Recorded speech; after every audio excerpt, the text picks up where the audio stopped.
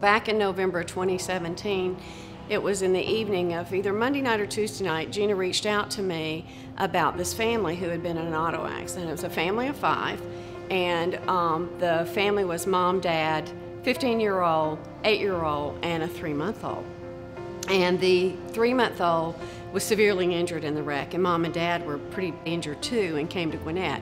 In the state of Georgia, the children go to a children's center if they're younger than 15, and the adults come to adult trauma center. So we had both mom and dad, and mom had bilateral femur fractures.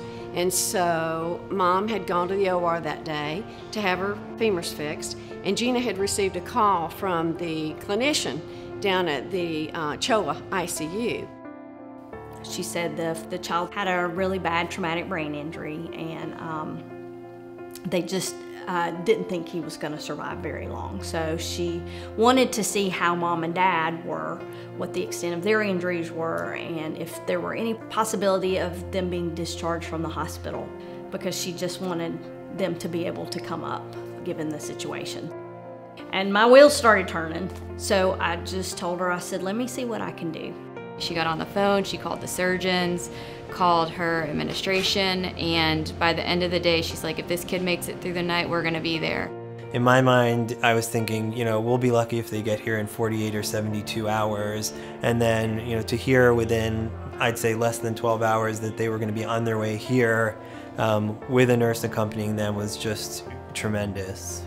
It's unprecedented. You don't see that anywhere in any hospital where you take a patient that's just had surgery, much less, any patient outside of your facility to another facility when they're considered still inpatient. It's just Gina knew that this was the right thing to do and felt that, she needed to make it happen. So they loaded everybody up about 10 or 11 o'clock that morning and headed down, and Gina had the conversation with them that they could only stay 2 hours. So they had it totally arranged at CHOA to have them come to the ICU, and they pulled up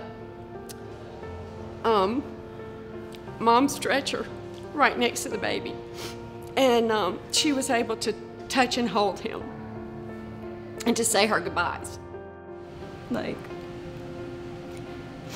it wasn't easy for her, I know, and not to say like we can't show emotion, but you don't want to be, bawling to the point where the family is consoling you. You could tell she had her game face on, and she came in and she's like, I can do this, and she was on top of it. Being there and watching that and that emotion, it was very hard. I knew that would be the hardest part, is to tell mom that it was time to go. Gina couldn't say, okay, are you ready to go? Because no parent is gonna say, yes, I'm ready to see my baby for the last time. So she just looked at them and said, you know what, it's time. And I think that they were relieved to not have to make that decision. The child did progress on to death and passed away that Sunday. And mom was still inpatient here when that occurred, but dad was with him. I think these parents will be forever grateful that they had the opportunity to be with their son, even for that short time at the end of his life.